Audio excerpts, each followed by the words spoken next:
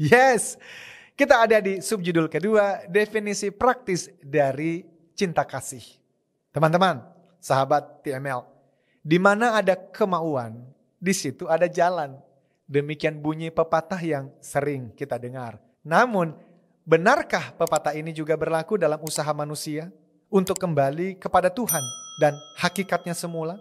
Banyak orang menganggap jika mereka berbuat baik dan tidak berbuat jahat, mereka akan diterima oleh Tuhan. Jika mereka banyak berkorban dan beramal, jalan ke surga akan terbuka bagi mereka. Benarkah demikian? Dapatkah ciptaan yang berdosa dan terhilang menemukan sendiri penciptanya yang maha suci? Dapatkah amal, kurban persembahan, moralitas, perbuatan baik, atau bahkan agama membuat manusia kembali ke rancangan Tuhan yang semula? Sebagai makhluk yang diciptakan untuk memancarkan kemuliaan Tuhan, cahaya ilahi, masih adakah yang berkenan di mata Tuhan setelah manusia jatuh ke dalam dosa dan kehilangan kemuliaan Tuhan? Well, teman-teman, banyak referensi menandaskan dengan jelas kesia-siaan hidup dan usaha manusia berdosa di hadapan Tuhan. Sesungguhnya mustahil manusia dapat kembali kepada Tuhan dengan usaha manusia sendiri. Jalan manusia berdosa sudah jelas berlawanan arah dan tidak sesuai dengan kehendak Tuhan. Sekalipun manusia berbuat baik, dalam tanda kutip, kebaikan itu pun keluar dari keberdosaan manusia yang tidak mungkin memenuhi standar kesucian Tuhan. Jangankan mampu memenuhi standar kesucian Tuhan, bahkan untuk memenuhi standar diri sendiri, kita gagal memenuhinya. Jika tidak percaya, bayangkan ya, Anda memiliki alat perekam yang dapat merekam semua hal baik dan suci yang ingin Anda pikirkan, katakan, dan lakukan. Cukup dalam 24 jam saja Anda akan menemukan diri Anda gagal kok memenuhi sebagian besar dari standar Anda tersebut. Lagi pula, jurang yang terbentang di antara manusia berdosa dan Tuhan yang maha suci begitu dalam dan lebar dan tak terseberangi. Usaha manusia tak ubahnya seperti atlet pelompat jauh yang hendak menyeberangi jurang di antara dua gunung dengan melompat. Sekalipun mereka sangat mahir dan terampil dan terus-menerus berlatih untuk meningkatkan daya jangkau lompatan, mereka tidak akan pernah dapat mewujudkan obsesi itu. Mengapa? Karena jarak di antara dua gunung itu terlalu jauh, dipisahkan oleh jurang yang menganga di bawahnya. Seberapapun kerasnya mereka berusaha, satu persatu hanya akan berakhir di dalam jurang. Jadi teman-teman, apa dong definisi dari cinta kasih? Lagu, film, dan lainnya banyak bertemakan cinta. Tetapi apa sih cinta yang sebenarnya? Ini penting karena kalau definisi sebuah kata salah, tentu salah juga dalam menjalankannya. Menurut Wikipedia, cinta adalah suatu emosi dari kasih sayang yang kuat dan ketertarikan pribadi.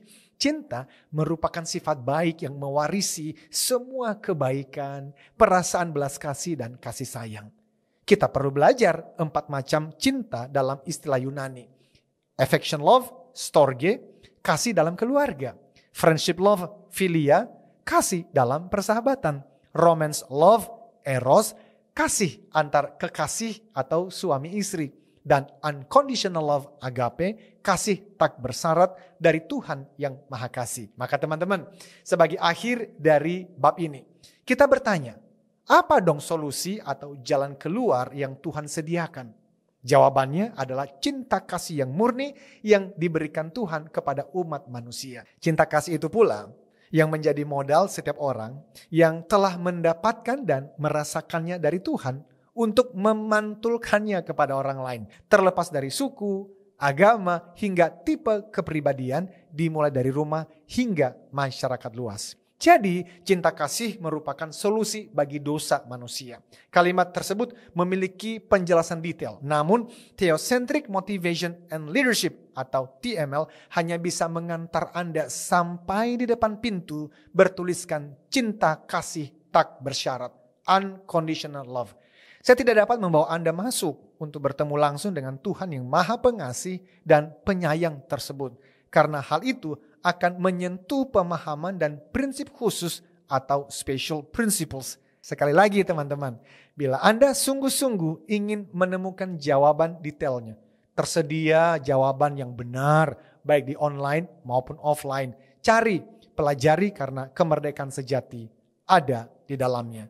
Sekarang, melalui perilaku apakah yang dapat kita simpulkan sebagai cinta kasih yang murni atau unconditional atau spiritual love? Sekarang, melalui perilaku apakah yang dapat kita simpulkan sebagai cinta kasih yang murni atau unconditional atau spiritual love? Sekarang, melalui perilaku apa sih yang dapat kita simpulkan sebagai cinta kasih yang murni atau unconditional atau spiritual love itu?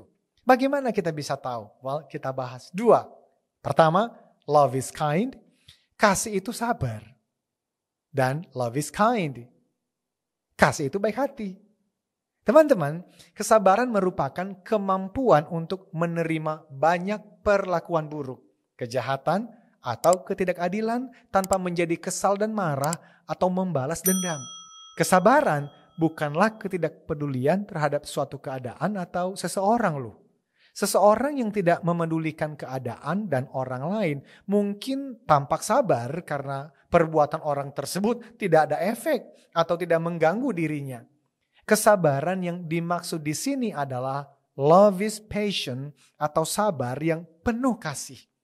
Kesabaran adalah kata aktif atau kata kerja. Artinya ia sabar dan peduli pada keadaan atau orang yang menyakitinya tetapi memilih untuk tetap sabar. Teman-teman, ada dua aspek dalam kesabaran. Pertama, kesabaran dalam relasi dengan sesama manusia. Dengan kesabaran tipe ini, orang dapat melakukan banyak hal yang menyakiti Anda, tetapi Anda bisa tidak membalas. Anda tetap tabah dan ikhlas. Nah teman-teman, ada banyak situasi yang dapat memancing ketidaksabaran dalam hidup kita kan. Bagaimana reaksi Anda saat seseorang mengemudi semaunya di depan Anda? Berapa lama Anda merasa kesal ketika seseorang di tempat kerja menusuk Anda dari belakang? Ketika pasangan, saudara, atau rekan kerja memiliki kebiasaan yang menjengkelkan, apakah Anda tetap sabar? Berapa lama waktu yang dibutuhkan seseorang untuk membuat Anda kesal dan marah? Teman-teman dan sahabat TML, ketidaksabaran adalah tanda tidak adanya cinta. Reaksi Anda pada suatu kejadian mengungkapkan apakah Anda mencintai diri sendiri atau mencintai Tuhan dan sesama.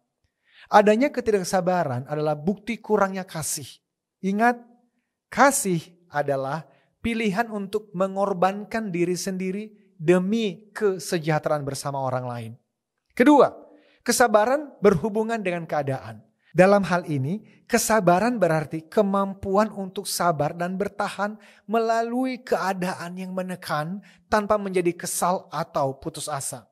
Kesabaran tipe ini misalnya seperti menunggu dengan sabar di tengah kemacetan yang sangat parah hingga lalu lintas bergerak. Perut sudah terasa sangat lapar tapi masih harus menunggu makan malam atau menyelesaikan suatu pekerjaan. Kerja lembur karena diminta atasan masuk kerja di hari libur.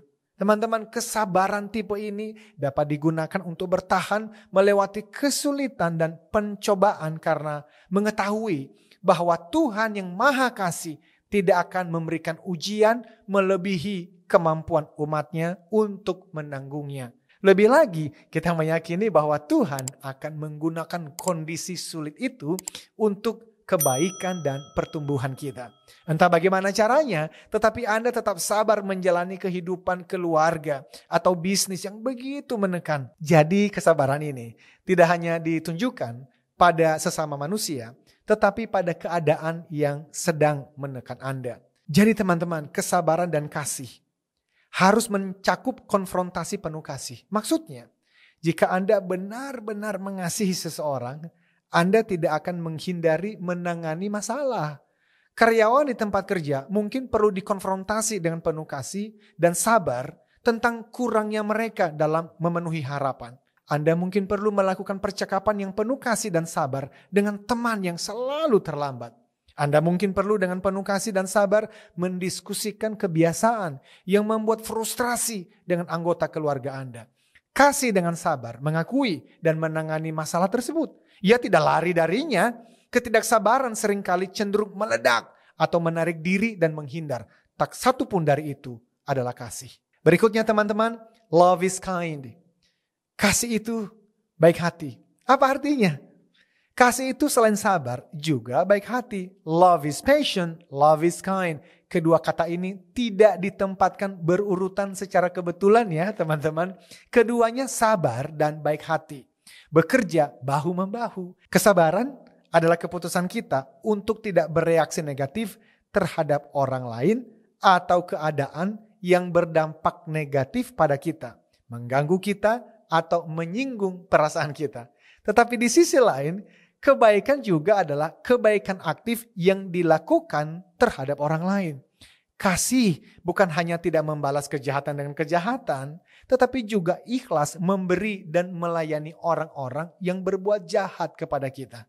Bahkan ketika Anda dianiaya dan disakiti oleh orang lain, kesabaran akan menahan tuntutan terhadap keadilan atau pembalasan. Mengapa? Karena kebaikan akan mengulurkan tangan, memberikan bantuan kepada yang membutuhkan, termasuk yang memusuhi, bahkan menyakiti kita.